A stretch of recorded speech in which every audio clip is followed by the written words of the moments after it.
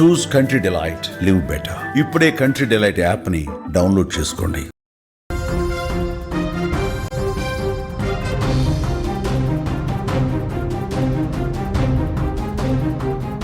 Breaking news చూస్తున్నాం. BJP అధ్యక్ష బాధ్యతలు మహిళకే రాబోతున్నట్టుగా సమాచారం వస్తోంది. సౌత్ వైపు బీజేపీ అధిష్టానం చూస్తున్నట్టుగా సమాచారం ఉంది. రేసులో పురంధేశ్వరి ముందున్నారు. నిర్మలా సీతారామన్, వానతి శ్రీనివాసన్లకు ఛాన్స్ కనిపిస్తోంది.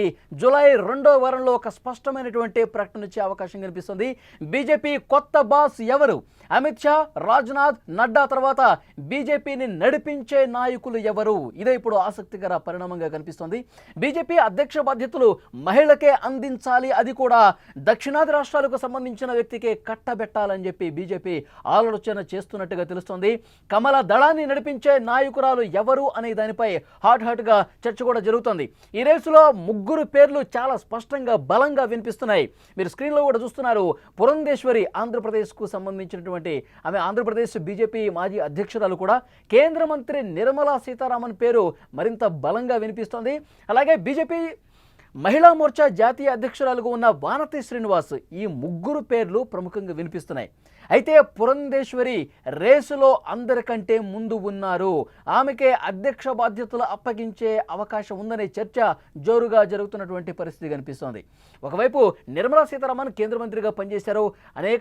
చాలా మంచి వక్తగా కూడా నిర్మలా సీతారామన్కి పేరుంది. అలాగే తమిళనాడు రాజకీయానికి సంబంధించి బాగా తెలిసినటువంటి వ్యక్తిగా, ఎందుకంటే తమిళనాడు రాజకీయాలు ఎంత హాట్గా ఉంటాయో మనకు తెలిసినటువంటి విషయమే. తమిళనాడు అసెంబ్లీ ఎన్నికలు అతి సమీపంలో ఉన్నటువంటి నేపథ్యంలో వారి పేరు కూడా చాలా బలంగా చర్చ జరుగుతుంది బీజేపీ అధిష్టానం దగ్గర. సో ఏం జరిగే అవకాశం కనిపిస్తుంది? ఒకటేదే చాలా స్పష్టంగా కనిపిస్తుంది, ఈసారి అధ్యక్ష బాధ్యతలు మహిళకు ఇవ్వబోతున్నారని. సో దీని గురించి కొంత మనం లోతుగా అనాలిసిస్ తీసుకునే ప్రయత్నం చేద్దాం. న్యూస్ రూమ్ నుంచి సీనియర్ జర్నలిస్టు విజయ్ లైవ్లో సిద్ధంగా ఉన్నారు. విజయ్, భారతీయ జనతా పార్టీ జాతీయ అధ్యక్షురాలు నడ్డా పదవీ కాలం ముగిసిపోయిన తర్వాత కూడా మొన్నటి ఎలక్షన్ దృష్ట్యా ఆయన్ను ఎక్కువ కాలం కొనసాగిస్తున్నటువంటి పరిస్థితి. అయితే ఇప్పుడు అధ్యక్ష బాధ్యతలు మహిళకి అప్పగించాలి అనే చర్చ చాలా జోరుగా సాగుతుంది. బీజేపీ అధిష్టానం ముగ్గురు పేర్లు ఇప్పుడు నేనేవైతే వినిపించానో ఆ పేర్లు చాలా బలంగా డిస్కషన్ జరుగుతుంది అధిష్టానం దగ్గర కూడా. సో ఎవరికి ఎక్కువ అవకాశం ఉంది? ఎవరి పేరు ఎక్కువగా తెర మీదకి వచ్చే అవకాశం కనిపిస్తుంది? మీ అంచనా ఏంటి? మళ్ళీ భారతీయ జనతా పార్టీ సంస్థాగత ఎన్నికలనంతా కూడా పూర్తి చేసుకుంది. ముఖ్యంగా వివిధ రాష్ట్రాలకు సంబంధించినటువంటి అధ్యక్షుల ఎన్నిక ప్రక్రియను పూర్తి చేసిన తర్వాత జాతీయ అధ్యక్షుల్ని ఎన్నుకునేటువంటి వ్యవహారం నడుస్తుంది. సో ఇప్పటికే బీజేపీ జాతీయ అధ్యక్షుడిగా ఉన్నటువంటి జేపీ నడ్డా పదవీ కాలం 2024 ముందే, అంటే 2023కి ఆయన పదవీ కాలం పూర్తయింది. అయితే ఎన్నికల ఏడాది కావడంతో జేపీ నడ్డానే కొనసాగించారు. అటు మంత్రిగా, కేంద్ర మంత్రిగా ఉన్నటువంటి జేపీ నడ్డానే తిరిగి మళ్ళీ బీజేపీ జాతీయ అధ్యక్షుడిగానే ఎన్నికల ఏడాది కావడంతో కొత్త వ్యక్తిని తీసుకొస్తే అధ్యక్షుడికి సంబంధించినటువంటి అధికార బాధ్యతల్లో కొంత మార్పులు జరిగే అవకాశం ఉన్నటువంటి నేపథ్యంలో అది ఎన్నికల మీద ప్రభావం చూపే అవకాశం ఉన్నటువంటి పరిస్థితుల్లో జేపీ నడ్డానే కొనసాగించారు. అయితే ఇప్పుడు ఖచ్చితంగా జేపీ నడ్డా స్థానంలో కొత్త వ్యక్తిని తీసుకురావాల్సినటువంటి పరిస్థితి. అయితే ఇప్పుడు బీజేపీ అధిష్టానం చాలా కీలకంగా సౌత్ ఇండియా మీద కాన్సన్ట్రేట్ చేస్తుంది. అంటే దక్షిణ భారతదేశంలో ఉన్నటువంటి రాష్ట్రాల్లో కీలకంగా వ్యవహరించాలి. ముఖ్యంగా గత ఎన్నికలను ఒకసారి మనం పరిశీలించినట్లయితే నార్త్ బెల్ట్ అంతా కూడా ప్రతికూలమైనటువంటి ఫలితాలు వచ్చాయి. ఉత్తరప్రదేశ్లో బలంగా ఉన్నాము, మోడీ అక్కడ పోటీ చేశారు వారణాసిలో. ఉత్తరప్రదేశ్లో భారీగా ఎక్కువ సీట్లు సాధిస్తామని చెప్పి భావించినప్పటికి కూడా 70 స్థానాల్లో పోటీ చేస్తే ఉత్తరప్రదేశ్లో కేవలం 33 స్థానాలు మాత్రమే వచ్చాయి. పంజాబ్లో ఒక్క స్థానం కూడా గెలుచుకోలేకపోయింది బీజేపీ. ఇప్పుడు ప్లాన్ బి అనేది కూడా చాలా ముఖ్యం. ఎందుకంటే ఈ 2024 సార్వత్రిక ఎన్నికల్లో తెలుగుదేశం పార్టీ, జనతాదళ్ యునైటెడ్ అంటే జేడీయూ ఈ రెండు సపోర్ట్ కానీ లేకుండా ఉంటే మ్యాజిక్ ఫిగర్ దాటలేనటువంటి పరిస్థితి ఎన్డీఏకి వచ్చింది. 240 సీట్లు మాత్రమే గెలుపొందినటువంటి బీజేపీకి ఖచ్చితంగా మిత్రపక్షాల సపోర్టు ఖచ్చితంగా కావాల్సినటువంటి పరిస్థితి ఏర్పడింది. ఇక వచ్చే ఎన్నికల్లో అంటే 2029 ఎన్నికల్లో సౌత్ బెల్ట్లో బీజేపీ పాగా వేయాలి. ముఖ్యంగా తెలంగాణలో మంచి ప్రభావవంతమైనటువంటి ఫలితాలు వచ్చాయి.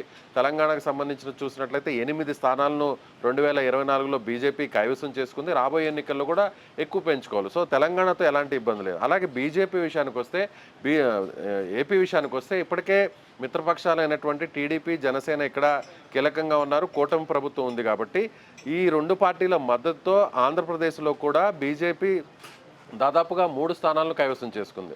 అయితే వచ్చే ఎన్నికల్లో మళ్ళీ కూటమితోనే బరిలోకి వచ్చేటువంటి అవకాశం ఉంది కాబట్టి సో ఇక్కడ ఏపీ విషయంలో పెద్దగా ఆలోచించాల్సినటువంటి పరిస్థితి లేదు. కాకపోతే స్వతహాగా అంటే బీజేపీ స్వతహాగా ఎదగాలి అనేటువంటి ఒక పావును కూడా కదుపుతుంది. అందుకు పవన్ కళ్యాణ్ని ఓవైపు వినియోగించుకుంటూనే మరోవైపు కూడా జాతీయ అధ్యక్షురాలుగా మహిళా పేరును తీసుకొస్తే మహిళలను కానీ ఒకవేళ ఆ సీటు కానీ మహిళలకు కానీ కేటాయిస్తే ఖచ్చితంగా ఏపీ రాజకీయాలకు సంబంధించినటువంటి ఎన్టీఆర్ వారసురాలుగా తనయ్యగా ఉన్నటువంటి పురంధరేశ్వరి పేరును కూడా పరిశీలిస్తున్నట్టుగా మనం చెప్పవచ్చు. ఎందుకంటే పురంధరేశ్వరి ఇప్పటికే ఆమె జాతీయ రాజకీయాల్లో కూడా ఆమెకు కాస్త అనుభవం ఉన్నటువంటి పరిస్థితి. ముఖ్యంగా అటు ఆమె హిందీ అనర్గళంగా మాట్లాడగలరు, అలాగే ఇంగ్లీష్లో కూడా అనర్గళంగా మాట్లాడగలరు. అలాగే ముఖ్యంగా ఎన్టీఆర్ కుమార్తెగా కూడా ఆమెకు ఒక బ్రాండ్ ఇమేజ్ ఉంది కాబట్టి కేంద్ర మంత్రిగా కూడా గతంలో పనిచేశారు కాబట్టి ఎంపీగా కూడా దాదాపు 4 దఫాలుగా ఆమె గెలుపొందారు కాబట్టి పార్టీకి ఒక క్రమశిక్షణ కలిగినటువంటి నాయకురాలుగా కూడా వ్యవహరించారు కాబట్టి ఎలాంటి వివాదాలు లేనటువంటి ఒక నేతగా ఆమెకు గుర్తింపు ఉంది కాబట్టి సో బీజేపీ అధిష్టానం ఒకవేళ ఆంధ్రప్రదేశ్ అలాగే సౌత్ ఇండియాలో దక్షిణాది రాష్ట్రాల్లో తిరిగి మళ్ళీ పాగా వేయాలంటే ఖచ్చితంగా మహిళలకు ఇవ్వాలంటే పురంధరేశ్వరి పేరును కూడా పరిశీలిస్తున్నట్టుగా మనం చెప్పవచ్చు. అయితే ఇక్కడ నిర్మలా సీతారామన్కి ఎక్కువ స్కోప్ ఉందని చెప్పి ఒక వర్గం చాలా బలంగా నమ్ముతుంది. ఎందుకంటే 2014 నుంచి కూడా ఎప్పుడైతే ఎన్డీఏ ప్రభుత్వం ఏర్పడిందో అప్పటి నుంచి కూడా కేంద్ర మంత్రిగా పనిచేస్తున్నారో, ఆర్థిక మంత్రిగా ఎంత గొప్పగా పనిచేస్తూ ఉన్నారో కూడా ఆ పార్టీ నాయకులు మాట్లాడుతున్నారు. బహుభాషావేత్త, చాలా భాషలు ఆమె మాట్లాడగలుగుతుంది. ముఖ్యంగా తమిళనాడు నుంచి వచ్చింది కాబట్టి తమిళనాడు రాజకీయం ఆమెకు బాగా తెలుసు. భారతీయ జనతా పార్టీ చాలా ఫోకస్డ్గా సీరియస్గా ఉంది తమిళనాడు ఎలక్షన్స్కి సంబంధించి.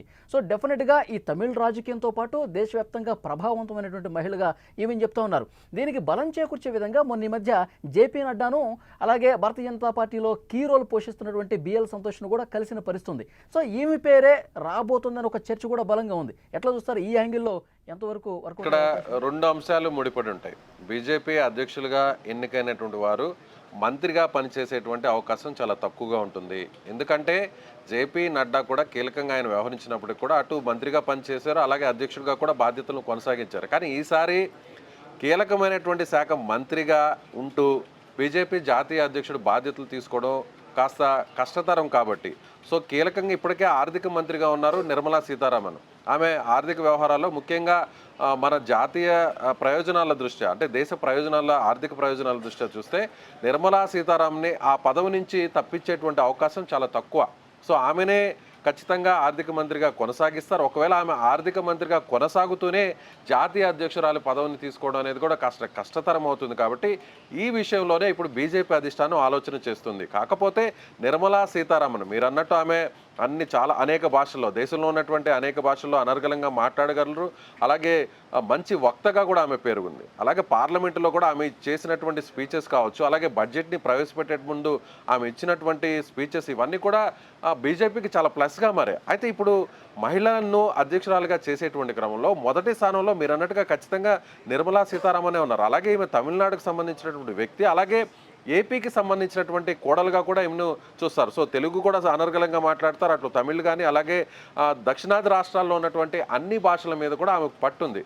కాకపోతే ఆమె ఆర్థిక శాఖ మంత్రిగా ఉన్నారు కాబట్టి ఆర్థిక శాఖ మంత్రి అనేది చాలా కీలకమైనటువంటి శాఖ కాబట్టి ఆ శాఖలో అక్కడ మంత్రిగా ఆమె బాధ్యతలు నిర్వర్తిస్తూనే మరోవైపు పార్టీకి సంబంధించినటువంటి అధ్యక్షురాలుగా బాధ్యతలు నిర్వహించడం కాస్త కష్టతరం కాబట్టి ఈ విషయంలోనే అధిష్టానం ఆలోచన చేస్తుంది.